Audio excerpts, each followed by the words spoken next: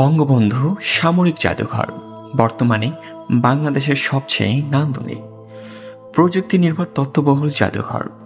সামরিক বাহিনীগুলোর ইতিহাস, সাফল্য সংক্রান্ত নিদর্শন, বিভিন্ন অস্ত্রশস্ত্র নিয়ে সাজানো হয়েছে এই জাদুঘরটি। এখানে নিদর্শন তুলে ধরতে ব্যবহৃত হয়েছে আধুনিক প্রযুক্তি। অত্যাধুনিক ভার্চুয়াল রিয়ালিটি সিমুলেটরের মাধ্যমে জীবন্ত হয়ে দেখা দেবে সামরিক বাহিনীর শ্বাসরুদ্ধকর অভিযান বা কোনো বিভিন্ন কার্যক্রম।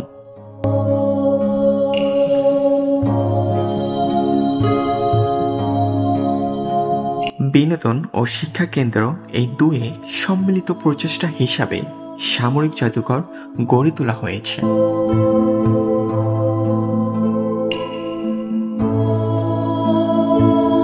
বাংলাদেশেও যে এত সুন্দর সুসজ্জিত একটি জাদুঘর তৈরি করা সম্ভব তা বঙ্গবন্ধু সামরিক জাদুঘর না এলে বুঝতে পারবেন না।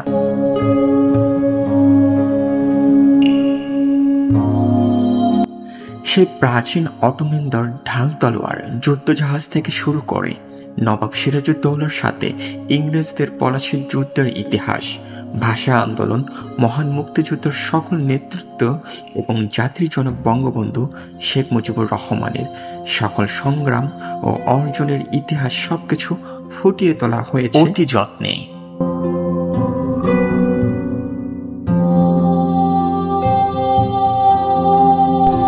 এই জাদুঘরে প্রযুক্তির সর্বোচ্চ ব্যবহার করা হয়েছে। শুধু নিদর্শন নয়, জাদুঘরের কমপ্লেক্সের স্থাপত্য, প্রবেশপথে ঝর্ণার খেলা, বাইরের সবুজ উদ্যান সবকিছু মিলে একটা চমৎকার ভ্রমণ স্থান।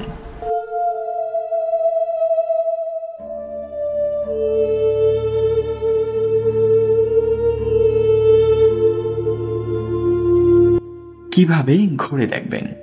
জাদুঘরের নিচতলায় বাংলাদেশের ইতিহাস গ্যালারি, দ্বিতীয় তলায় সেনাবাহিনী গ্যালারি এবং তৃতীয় তলায় বিমান বাহিনী গ্যালারি এবং চতুর্থ তলায় জাতিসংঘ শান্তিরক্ষা গ্যালারি এবং বেসমেন্টে নৌবাহিনী গ্যালারি রয়েছে।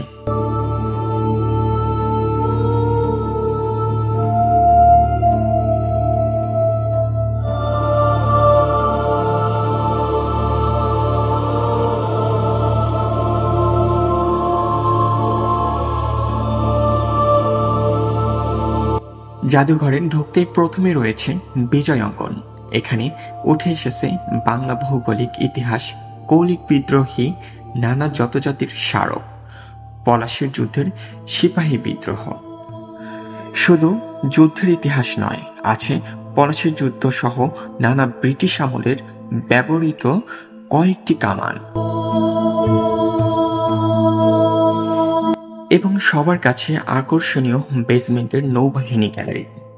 এখানে বাংলাদেশের নৌবাহিনীর ইতিহাস, কার্যক্রম, মুক্তিযুদ্ধের অবদান, প্রাচীন আমলের জাহাজ থেকে শুরু করে বিভিন্ন যুদ্ধ জাহাজের রিপ্লিকা স্মারকসহ জানতে পারবেন।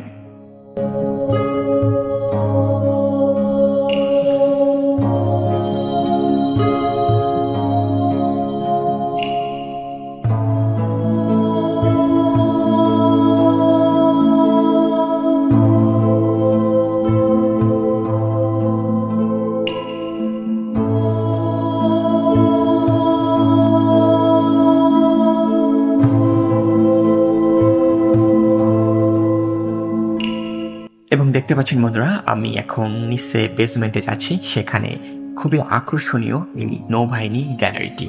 সো দেখতে অনেক ভালো এবং 3D, এটা সবার কাছেই ভালো লাগবে। তো আমিও ঘুরে ঘুরে দেখতেছি, আমার কাছে তো বেশ ভালো লেগেছে।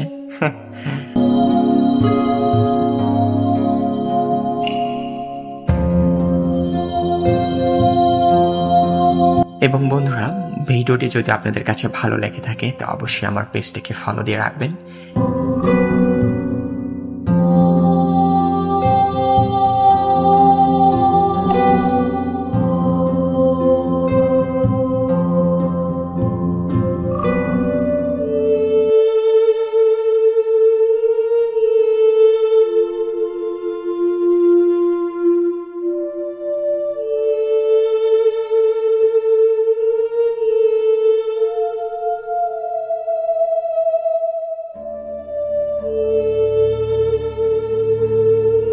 তো বন্ধুরা, ভালো থাকবেন, সুস্থ থাকবেন। আবার নতুন কোনো ভিডিওতে আপনাদের সাথে আবারও দেখা হবে।